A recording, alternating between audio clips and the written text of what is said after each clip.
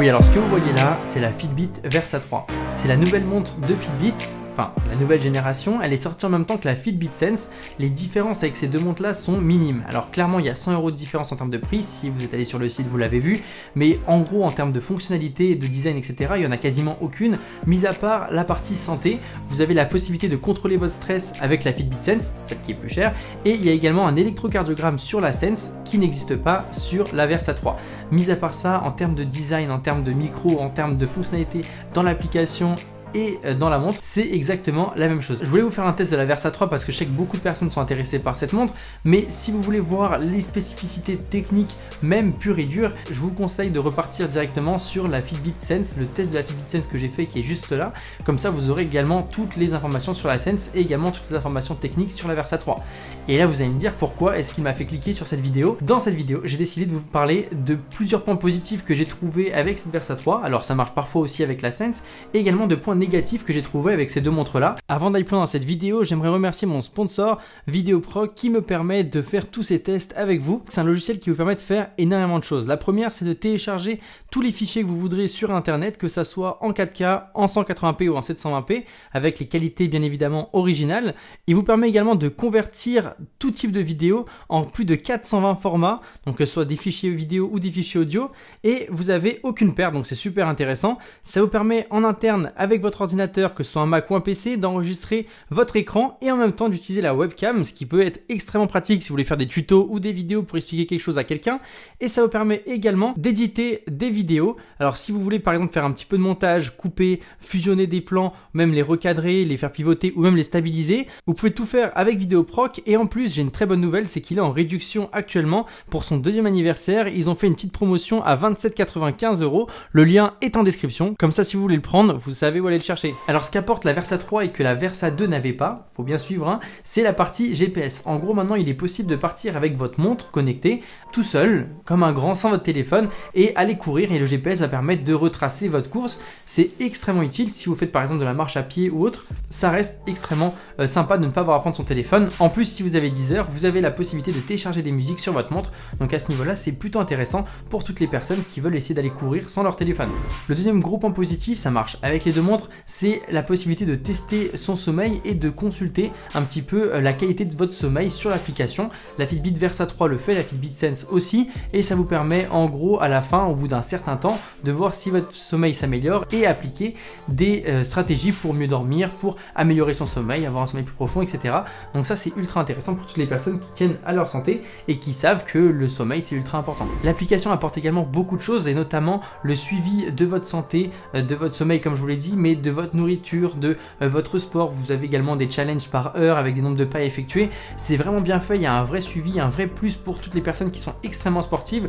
Ce que j'ai bien aimé et que je ne ferai pas, mais que j'ai quand même bien aimé, et je sais que beaucoup de gens vont adorer cette fonctionnalité là, c'est la possibilité de mettre ce que vous mangez et ce que vous buvez, la quantité d'eau que vous buvez et ce que vous mangez en termes de calories, etc. Et ensuite ça vous permet comme ça de tout gérer, parce qu'on sait que pour par exemple prendre du muscle, il faut manger plus que ce qu'on dépense d'énergie, et pour par exemple perdre du poids, il faut dépenser plus que ce qu'on consomme. Donc dans l'idée, ça vous permet vraiment de contrôler tout ça. Donc pour les sportifs, c'est extrêmement intéressant. La batterie est aussi un point positif. Elle vous permet de garder votre montre 6 heures. Alors ça, c'est ce qui est annoncé. Moi, dans ce que j'ai vu dans la réalité, c'est plus du 3 heures. Après, comme je vous le dis dans le test de la Sense, c'est parce que j'utilise le Always On Display. C'est la possibilité d'avoir son écran tout le temps allumé, pas comme là par exemple.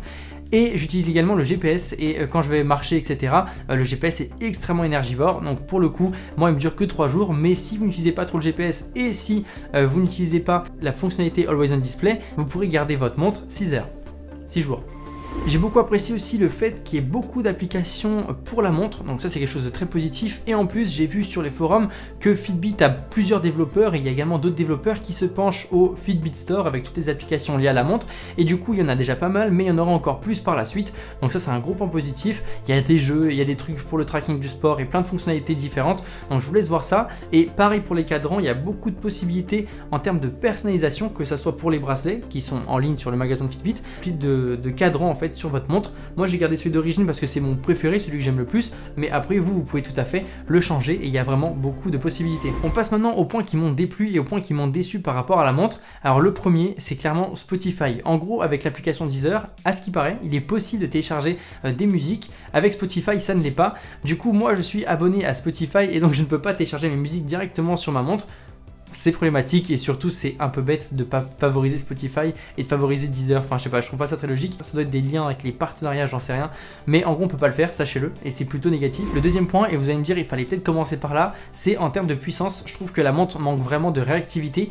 Je viens d'une Apple Watch Série 5 pour ceux qui suivent un petit peu la chaîne et qui savent ce que j'utilise comme produit. Donc je viens d'une Apple Watch Série 5, je compare pas les deux, mais clairement en termes de rapidité, je vois une énorme différence. Elle est pas aussi fluide qu'une Apple Watch. Alors elle est très bien, elle est pas lente, etc. C'est pas le problème, mais c'est vrai qu'on sent qu'il manque une certaine fluidité et j'ai peur qu'avec le temps ça s'aggrave. En gros, je sais pas si vous avez déjà essayé par exemple des téléphones Wiko, les entrées de gamme, les ceux à 100 €, vous les prenez, vous savez, ils ont déjà une latence alors qu'ils viennent juste de sortir de la boîte.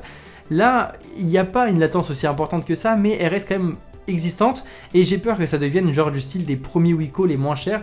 Donc à ce niveau-là, je sais pas, genre c'est vraiment un truc qui me gêne, mais peut-être que ça va rester comme ça et si ça reste comme ça, honnêtement, c'est pas quelque chose qui va vous empêcher d'acheter la montre. Et le troisième point négatif, et c'est aussi un des plus importants pour moi, c'est l'emplacement du bouton et le bouton. Alors il faut savoir que c'est un bouton tactile, pour ceux qui n'ont pas vu ma vidéo de la Sense, et il est sur le côté, et en plus, donc non seulement il est mal mis parce que normalement c'est comme ça, c'est très naturel de faire ce mouvement là, par contre de faire ce mouvement là, ça ne l'est pas du tout en fait, faut venir comme ça, ouais. Il est placé un peu vers le bas, ce qui fait qu'à chaque fois vous arrachez des poils, pour ceux qui sont poilus comme moi, et enfin je crois que tout le monde est poilu des bras, dites-moi dans les commentaires si vous aussi vous êtes poilu des bras, et en gros bref, il vous arrache vos poils, et il est mal fait, donc clairement parfois on le trouve pas, etc. Donc c'est un défaut, oui, c'est pas quelque chose qui vous empêche de prendre la montre, surtout qu'on n'est pas tout le temps sur la montre, mais ça reste un défaut.